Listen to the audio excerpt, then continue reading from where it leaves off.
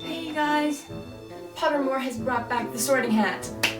Finally! Now if you haven't already been sorted into a Hogwarts house, you can head over to Pottermore by clicking the link in the description after you've watched this video and get sorted into a house. Now to celebrate this, today's topic is of course the 4 Hogwarts houses. As you can see, I am myself a proud Ravenclaw, since klokhet och vett ut i övermått är den finaste gåva människan fått. But just because I'm a Ravenclaw, that doesn't mean that I'm a nerd who aces all exams because I have my nose stuck in a book all the time. Wait. The point is that not all house stereotypes are true. It all depends on what perspective you have when you look at it. Now the house that of course gets the worst of the stereotypes is Slytherin. And what distinguishes Slytherin house? Cunning and ambition. Yet somehow everyone seems to think that all Slytherins are just pure evil. True, those 2 characteristics can be bad if you use them at the expense of other people and don't care what happens to others on your way to the top. But ambition in itself doesn't necessarily have to be a bad thing. It just means that you aspire to do something great and want to get somewhere in life. Then there is of course the small issue that the majority of all Death Eaters and Dark Wizards have been Slytherins, and that contributes to the, let's say, shady reputation of the house. But I'll get back to that later. Moving on. Ravenclaw is, without competition, the best house of them all. It is also known for having academically smart and creative students with open minds who understands the value of knowledge.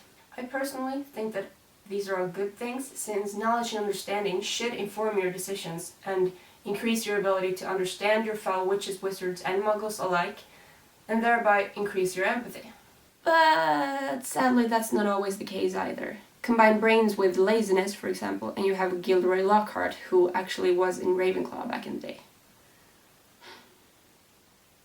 Then there's Hufflepuff, the house that somehow has gotten the reputation of being a bunch of nobodies.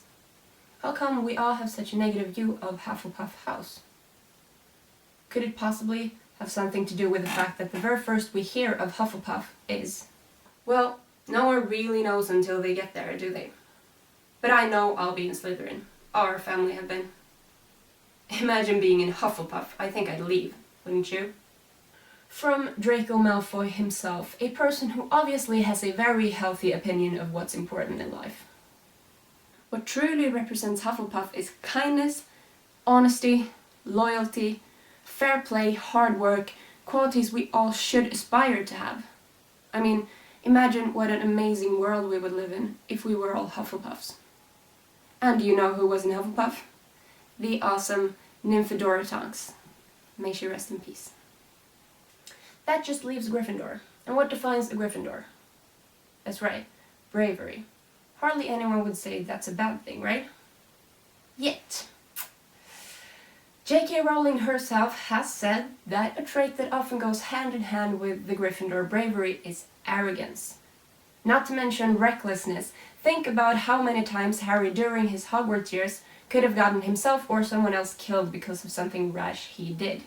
Bravery on its own is not always necessarily a great thing. But since an unfair amount of the important characters in the Harry Potter series have been Gryffindors, people seem to assume that that's automatically the best house. And the same but opposite goes for Slytherin. Just because a lot of dark witches and wizards in the Harry Potter books have been Slytherins, that doesn't mean they're all bad.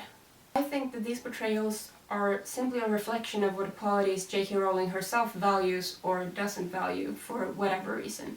I mean, if Slytherin House only produced dark witches and wizards and murderers, don't you think some headmaster at some point would have been all like, okay, no, let's just stop for a second and cancel Slytherin House.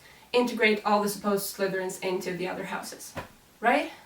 And one more thing, being in a specific house doesn't mean that you only have the character traits that conform to that house, whether they're good or bad.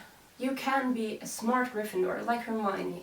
You can be a brave Ravenclaw, like Luna.